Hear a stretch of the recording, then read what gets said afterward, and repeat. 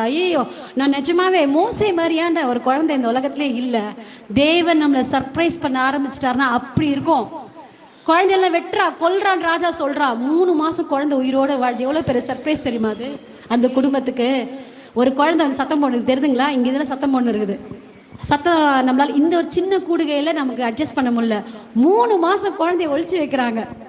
அந்த குழந்தை எப்படி ஒழிச்சு வைப்பாங்க? குழந்தை வாய் மூடி மூடி வைப்பாங்களா? ஆண்டவர் நினச்சா சர்ப்ரைஸ் எல்லாருக்குமே கொடுப்பாரு.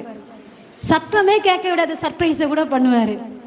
நமக்கு ஆபத்து வரும்போது நமக்கே கேட்காத சர்ப்ரைஸாக ஸ்டாப் பண்ணிப்பாரு. அது சர்ப்ரைஸ்ன்றது கூட உனக்கு கூட தெரியாது.